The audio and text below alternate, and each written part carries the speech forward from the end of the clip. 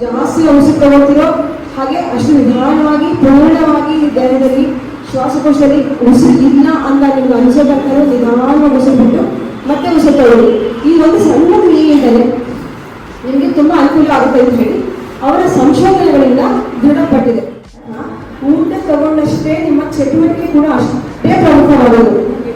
ಈ ಒಂದು ಅಕ್ಟೋಬರ್ ತಿಂಗಳನ್ನ ಇಡೀಯಾಗಿ ಸ್ತನ ಕ್ಯಾನ್ಸರ್, ಅದರ ಅರಿವು, ಅದರ ಪರಿಣಾಮ ಏನಾಗುತ್ತೆ, ಅದನ್ನು ತಡೆಯೋದು ಹೇಗೆ, ನಾವೆಲ್ಲ ಏನ್ ಮಾಡಬೇಕು ಅನ್ನೋ ಅರಿವು, ಇದನ್ನು ಕೊಡೋಕ್ಕೋಸ್ಕರ ಅಕ್ಟೋಬರ್ ತಿಂಗಳನ್ನ ಅವರು ಮೀಸಲಾಗಿಟ್ಟಿದ್ದಾರೆ. ದೇಹ, ನರ, ಪ್ರತಿಯೊಂದು ಅಂಗಕ್ಕೂ ಈ ಕ್ಯಾನ್ಸರ್ ಬರುತ್ತೆ.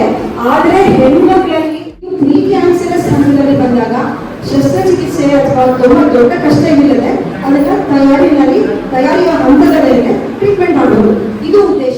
ಚೆಕ್ ಮಾಡಿ ನನ್ನ ತೊಂದರೆ ಇಲ್ಲ ನೋಡಿ ಅಂತ ಯಾರು ಎಷ್ಟು ಹೇಳಿದ್ರು ನಾವು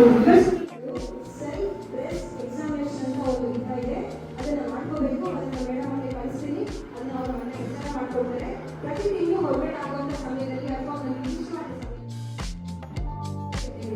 ಸೊ ಹಾಗಾಗಿ ಎಣ್ಣೆ ಅಂಶನ ಕಡಿಮೆ ಮಾಡಿ, ಸರಿಯಾಗಿ ಹಸಿ ತರಕಾರಿನ ತಿನ್ನೋದ್ರ ಕಡೆ ಗಮನ ಕೊಡಿ.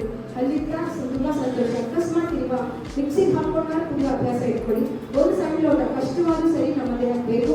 ಈಗ ಕಷ್ಟವಾದ ವಿವರವಾಗಿ ಸವಿಸ್ತರವಾಗಿ ನಮ್ಮೆಲ್ಲರಿಗೂ ಕ್ಯಾನ್ಸರ್ ಬಗ್ಗೆ, ಬ್ರೆಸ್ಟ್ ಕ್ಯಾನ್ಸರ್ ಬಗ್ಗೆ, ಇನ್ನಿತರ ಕ್ಯಾನ್ಸರ್ ಬಗ್ಗೆ ತಿಳಿಸಿಕೊಟ್ಟಂತ ಪ್ರಮುಖ ವೈದ್ಯರಾದ ಡಾಕ್ಟರ್ ಇಂದ್ರಾ ಅವರಿಗೆ ಲಯನ್ಸ್ ಸಂಸ್ಥೆಯ ಪರವಾಗಿ ಧನ್ಯವಾದಗಳನ್ನ ಅರ್ಪಿಸ್ತಾ ಇದ್ದೀನಿ.